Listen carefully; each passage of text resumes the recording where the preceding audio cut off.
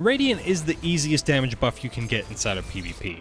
Acrobat's dodge on Hunter literally lets you press a single button and get up to 15 seconds of 10% extra damage, which for some weapons offers a lot of forgiveness, and for others, a faster time to kill. 10% may not sound like a lot, but it can really change the way you play. So today, I present to you a Hunter build I have named Harmonic Radiance. What I like so much about the foundation for this build is that it takes really no setup or effort at all. No kills, nothing, just a press of a button. So if the title scares you off because you think PvP builds are too much work or you aren't good enough to use one, stick around and see if I can't convince you otherwise. We'll start small, we'll take a look at the simplest essence of this Radiant build and what you need to keep it rolling, and then we'll take a look at the big brain version, which takes more setup but has the potential for multiple concurrent damage buffs. After that, I'll break down some simple pros and cons. There's a lot to love about this build, but it's important to remember in Destiny that when you build into something, it means you're sacrificing somewhere else. It's not always sunshine and rainbows, so we'll examine that as well. Alright.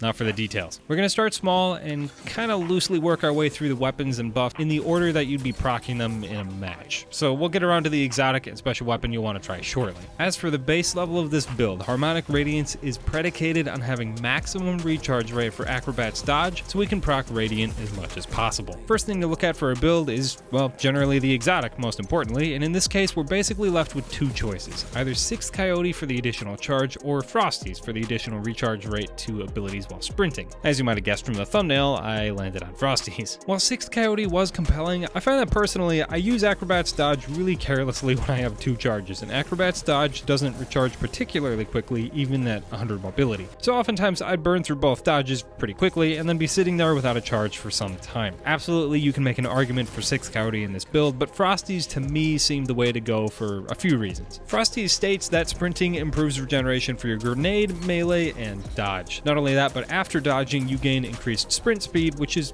actually pretty underrated. The recharge rate on its own is pretty decent coupled with 100 mobility, but something important to remember is that Frosty's regeneration acts like a multiplier, basically meaning that it's just going to stack with other regen buffs, which is exactly what we get with Ember of Benevolence. Ember of Benevolence grants a short period of increased grenade, melee, and class ability regeneration after applying Radiant, Restoration, or Cure to your allies. At this point, I'm guessing you can kind of already see the loop forming. By using Acrobat's dodge, you can make yourself and your allies radiant around you, which then grants increased regeneration through Ember of Benevolence, which you can then multiply that effect by sprinting with Frosties. And it's really not that hard to do, especially in 6s. Any old rando passing by will do, or just stick with your teammates in 3v3. Helps you out, and sure, they don't mind the extra damage too. Either buff on their own gives you a ton of energy back, but you can see in each of these scenarios how much energy each buff is returning and how much better it is when they're all stacked together. The great thing is that you're not just getting dodge energy back either, you're getting your other 2 abilities as well. So you're getting your throwing knife energy back, which means you can use Ember of Torches as another means to get Radiant. Explosive throwing knife will proc Radiant if you get a direct hit, or even if it's sitting on the ground as a trap, so that's another really easy way to get Radiant. And while we're talking fragments, you'll want to use Ember of Solace so you can extend that Radiant duration from 10 to 15 seconds. Flat, easy buff, but that extra 5 seconds is super handy with no stat drawbacks. It's kind of a no-brainer. Other than Ember of Solace, Torches for melee radiance, and Benevolence for the increased ability regen, the last 2 slots are kind of open for whatever you prefer. If you wanted to, you could run Ember of Empyrean and Tempering, which would be great if you're running a solar weapon, because then kills both extend your radiant buffs and grant extra recovery and airborne effectiveness. After kitting out your subclass, I'd throw in a couple mods like Utility Kickstart on your class item just to lean into dodge regen a little bit more. It's not much, but it really does help. If you want to run something like Melee Kickstart on your arms as well for some melee energy back after throwing your knife, certainly wouldn't hurt either, since it's just another way to feed into Radiance. So that's the basic build. Acrobat's dodge for Radiance, Frosties and Ember of Benevolence, plus Kickstart mods to loop back into dodge and create a really high uptime, and then you stack on Ember of Solace and Torches for longer Radiance and Knife procced Radiance. Thanks to my 2 friends, I was actually able to damage test this so you guys can see the exact numbers, which will be helpful down the road when we layer onto the build a bit. Just having Radiant raised my damage on this Trace Rifle from 17 per crit to 19. Now, a few days ago when I was putting this build together in my head, I thought to myself, how many damage buffs could I reasonably stack on at the same time in PvP? Bungie has been pretty careful over the last few years to really limit how much damage we can stack on for the Crucible, but sometimes damage buffs are unique enough that you can stack them together for crazy results. So this led me down a winding path of ideas and possibilities, and eventually I landed at a total of 4. We'll say 3 or 4. And this is where the build splits off into the big brain category, because you can probably imagine this takes a little more setup than just hitting the Radiant button on Hunter. You need both damage buffs that can stack together, and that also lasts long enough to even take advantage of. Some damage buffs are just way too short to get real use out of. To be clear, it's not easy to get all 4 damage buffs at once, but what I see is the advantage for this build is that you'll always have some kind of damage buff going, and a lot of times 2 or more. The way you proc each buff is kind of a natural continuation of each other, which you'll see as I break things down further. So the starting point for this side of the build is Lumina. It's a decent dueling hand cannon for PvP, so it's both usable and also has a unique damage buff that stacks with almost everything. And even better if you have the Catalyst, each kill will grant 2 noble rounds that you can save for really whenever you want that damage buff. For this build, I opted to use Path of Least Resistance for a few reasons we'll get into shortly. At base, this Trace Rifle deals 17 damage per crit, and Lumina's Blessing of the Sky buff on its own bumps that up to 20 per crit. So at this point, we have both Lumina and Acrobat's Dodge for Radiant as our damage buffs, both of which are pretty accessible damage buffs, which is great.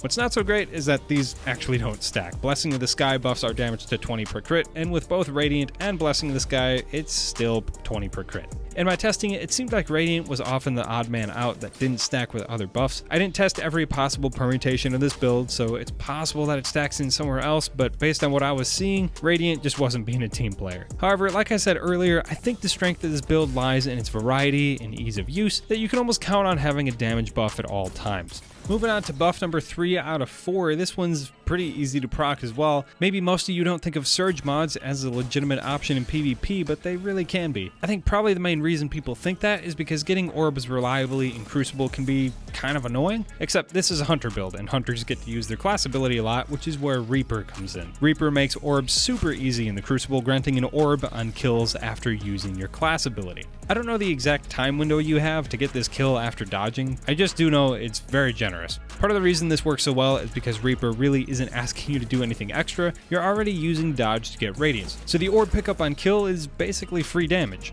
Not to mention, Radiant makes Lumina a 2 crit 1 body kill, which is considerably easier to do than all 3 crits, so it kind of takes the pressure off. Moving in to secure an Orb of Power for that damage buff also isn't really a problem, because you're also doing that after getting a kill with Lumina, because you want to pick up those Noble rounds. The Orb of Power and Noble rounds are both going to spawn on your enemy's location of death, so it's not really any extra work to pick them up. So at this point we have 3 damage buffs, and we still have one yet to talk about. Some of you may have already noticed from the background footage, but there is a very specific reason I chose Path of Least Resistance. It is a really good trace rifle, and it's competitive all on its own, but more importantly, it has Harmony. Harmony grants you a damage and handling buff when you land a kill with a different weapon, and then switch back to the weapon with Harmony within 3 seconds of that kill. That damage buff lasts for 8 seconds, or if it's enhanced, 9 seconds. In this build, Harmonic Radiance, you're already relying on getting kills with Lumina and then switching to a special weapon that can melt with a super fast time to kill. So again, taking advantage of Harmony isn't really requiring you to do more than you already were. The whole loop consists really of just 3 parts. Dodge for Radiance, and then Reaper gives you an orb on your next kill. Get a kill with Lumina, and then retrieve the Noble rounds and the Orb of Power for the Arc Surge and Blessing of the Sky buff, and then as soon as you switch to Path of Least Resistance, you also have Harmony for the next 8 or 9 seconds. You effectively have 3 different damage buffs that proc from getting a kill with Lumina. There's a little extra work in between, but that's the basic gist of it, and when you have all 3 of these buffs active at the same time, Surge, Lumina, and Harmony, you'll be dealing 25 damage per crit, which just absolutely melts opponents and translates roughly to a 0.48 TTK. If you have a well-crafted roll of this Path of Least Resistance, you'll be hitting just short of 37 meters, which is some hefty range to be killing that fast. Not to mention, when your damage goes from 17 to 25 per crit, you can afford to shoot from further away because that damage fall off isn't going to affect you quite as much. It's really fun to get this build rolling because you can just absolutely cook people, and I'm guessing a lot of people don't expect to be killed by trace rifles with the way the meta is right now, but Path of Least Resistance really surprised me at how good it felt. Even if you only have Blessing of the Sky and Harmony, you'll still be dealing 24 damage per crit, which is a ton. Now quickly before we move on, Acacia's Dejection is another trace rifle. That one's dropping from the new raid, Root of Nightmares, and it also can roll with Harmony, so if you happen to have that one in your vault, I would actually give that a try as well. Just make sure to swap out solar mods instead of arc surge mods for this build. So hopefully by now you've got a pretty good sense of the build, and with these last few minutes I wanted to evaluate things as objectively as I can and look at what this Frosty's damage build does well, and then what it struggles with. Alright, starting off with what it does well. I'd say it works. The scenarios for these damage buffs are pretty realistic in 6v6 and even some 3v3 scenarios as well. A lot of damage builds or buffs out there for PvP don't seem very realistic, that'd be kind of hard to get, but Harmonic Radiance is basically predicated on just using your dodge and getting a single kill with your primary hand cannon. You're almost always going to have a damage buff because Acrobat's dodge and Frosty's and Ember of Benevolence and all the regens that are stacking together and helping to restore your dodge, but also the rest of your abilities. I really appreciate how you still get to use your other abilities in this build. And that's kind of another thing about a lot of other PvP builds, is that you kind of get to use a lot of one ability, but at the cost of neglecting your others. I also appreciate how modular this build is. Even if you can't take full advantage of the build, it's still going to benefit you in multiple ways. Harmony all on its own is really good and deals a lot of damage. Radiant is super handy, lasts a long time, and Frosty's ability regen is never not useful. Even if you just did Frosty's with Ember of Benevolence, you could still forego the rest of the build and use whatever weapons you wanted and still find really good use out of it.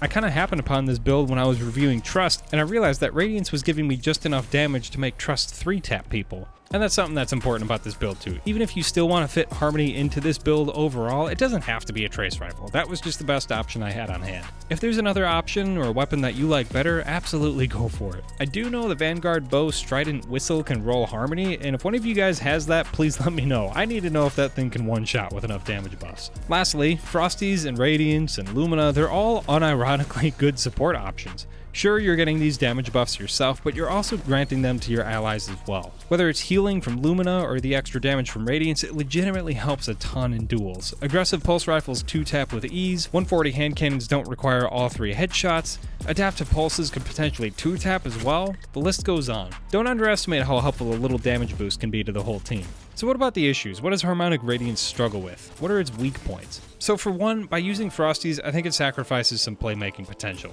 Frosty's is incredibly strong in the neutral game, but it's no Bacchus, or Ahamkara's Spine, Gemini Gestures, Wormhusk. All these exotics probably flash images in your mind of getting slapped by someone else's juiced up trip mine, or Bacchus dodging to safety, or disorienting a group of enemies with just a dodge from Gemini Gestures. Those exotics are playmakers. They have the ability to take over a round if you use them well. They do one thing, and their scope is very limited, but they do what they do very well. Frosty's also does what it does pretty well, but it doesn't have that singular strength because it buffs your neutral game so much, so there's a definite trade-off there. Second, some of the buffs are dependent on either factors out of your control, or if it is in your control, kind of makes you want to play dumb. Noble rounds are great and all, but they don't work in Rumble, and if you have bonehead teammates in Trials that don't stick together, then you're kind of out of luck. Noble rounds, as well as Orbs of Power, also share the problem that they require you to play like it's Call of Duty Kill Confirm or Supremacy from D1. Running to pick something up at the location of your enemy's death that's potentially 30 or more meters away, especially in competitive 3v3, is not